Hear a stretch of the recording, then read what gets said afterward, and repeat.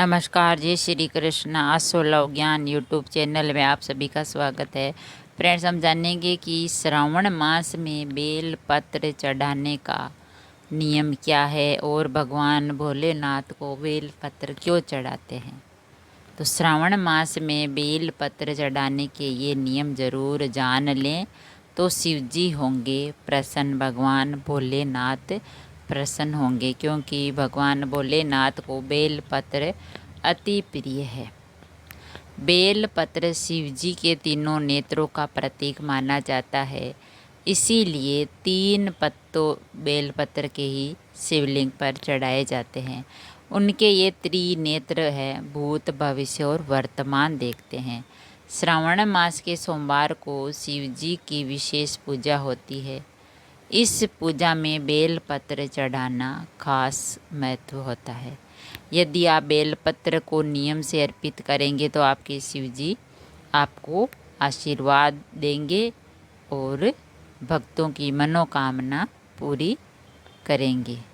तो बेल पत्र में भगवान भोलेनाथ का जो तीनों आँखें हैं, तो उनसे वे भूत, भविष्य और वर्तमान देखते हैं और चढ़ाने से हमें पुण्य फल की प्राप्ति होती है। तो बेल पत्र अर्पित करने के नियम क्या है चढ़ाने के।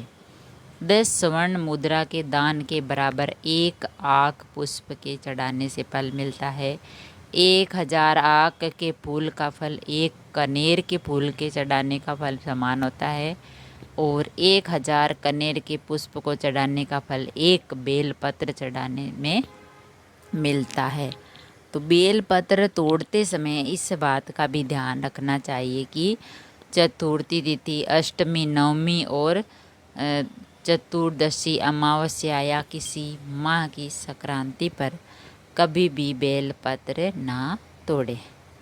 3 जन्मों के पापों के संहार के लिए त्रिनेत्र रूपी भगवान शिव जी को 3 पत्तियों युक्त बेल पत्र, जो सत्व, रज और तम का प्रतीक होता है, तो ये बेलपत्र ही तोड़कर भगवान भोलेनाथ को चढ़ाएं 3 पत्तियों से युक्त। तो 3 पत्तियों का मतलब होता है सत्व, रज और तम।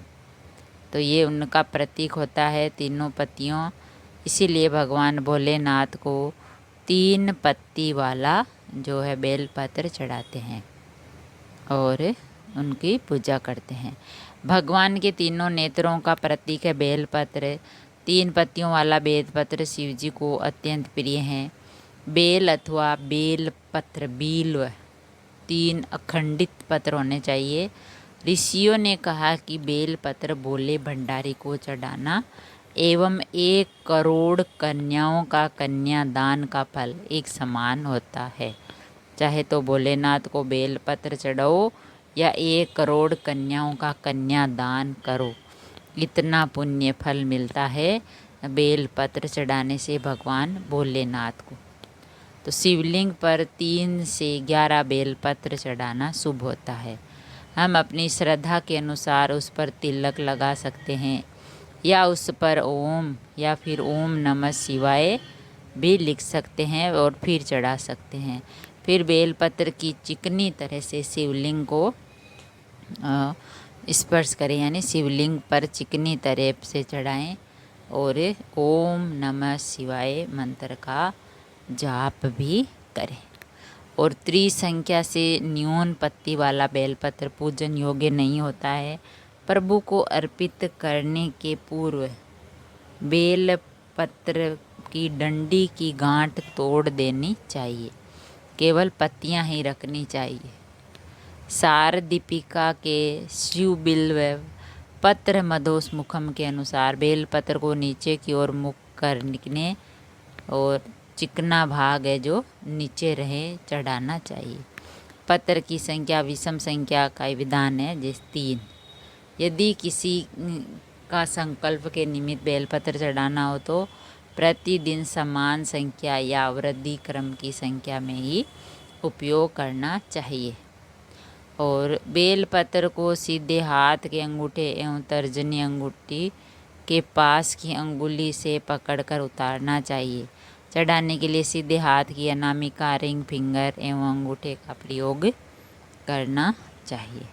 तो फ्रेंड्स, हमने जाना कि भगवान भोलेनाथ को बेलपत्र चढ़ाने के नियम क्या है, और भगवान भोलेनाथ को श्रावण मास में जब हम पूजा करते हैं तो बेलपत्र चढ़ाना चाहिए और पूजा करनी चाहिए।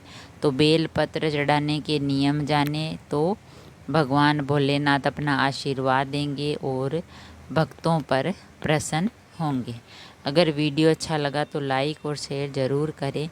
ऐसे ही और वीडियो देखने के लिए, जानने के लिए, सुनने के लिए चैनल को सब्सक्राइब करें। थैंक यू, धन्यवाद।